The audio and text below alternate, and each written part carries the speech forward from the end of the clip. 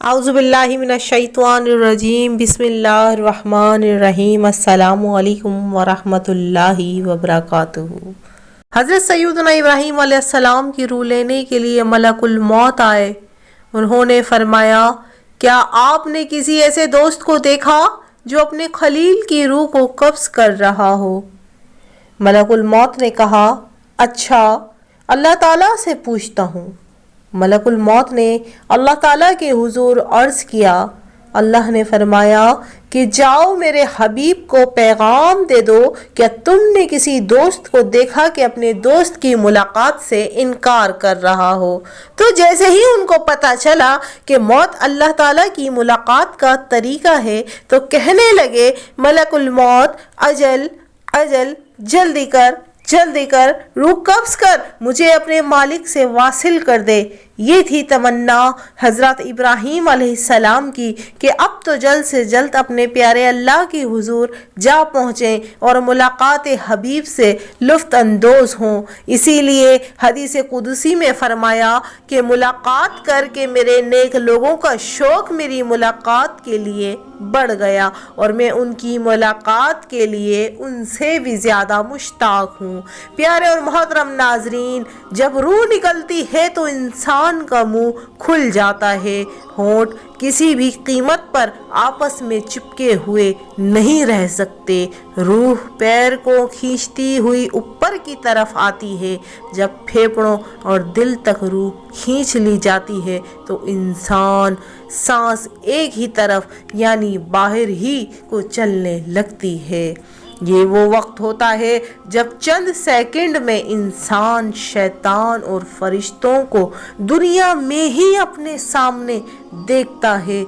एक तरफ शैतान उसके कान के ज़रिए कुछ मशवरे तजवीज़ करता है तो दूसरी तरफ उसकी ज़बान उसके अमल के मुताबिक कुछ लफ्ज़ अदा करना चाहती है। अगर इंसान नेक होता है तो इसका दिमाग उसकी ज़बान को कलमा शहादत की हिदायत देता है, और अगर इंसान काफिर, मुशरिक या बद्दीन या दुनिया परस्त होता है तो उसका दिमाग कन्फ्यूज़न और एक अजीब हैबत का शिकार होकर शैतान के मशवरे की पैरवी ही करता है और इंतहाई मुश्किल से कुछ लफ्ज़ ज़बान से अदा करने की भरपूर कोशिश करता रहता है।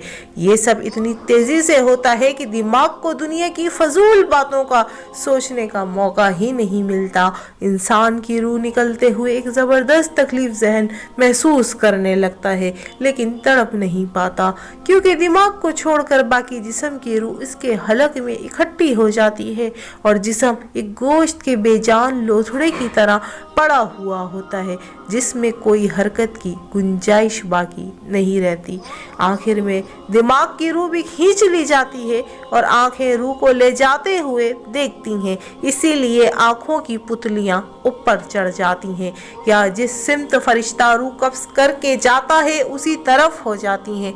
इसके बाद इंसान की ज़िंदगी का वो सफ़र शुरू होता है जिसमें रूह तकलीफ़ों के तहखानों से लेकर आराम के महल्लात की आहट महसूस करने लगती है। जैसा कि उससे वादा किया गया है, जो दुनिया से गया वो वापस कभी नहीं लौटा, सिर्फ इसलिए क्योंकि इसकी रूह आलम बरज़ख में उस घड़ी का इंतज़ार कर रही होती है जिसमें उसका ठिकाना दिया जाएगा।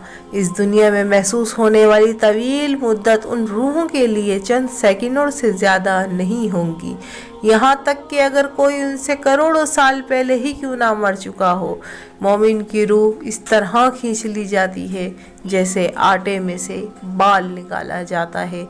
गुनहगार की रूह खारदार दरख्त पर पड़े सूती कपड़े की तरह खींची जाती है। दुआ है कि अल्लाह ताला हम सबको मौत के वक्त कलमा नसीब फरमा कर आसानी के साथ हमारी रूह को कब्ज़ फरमा।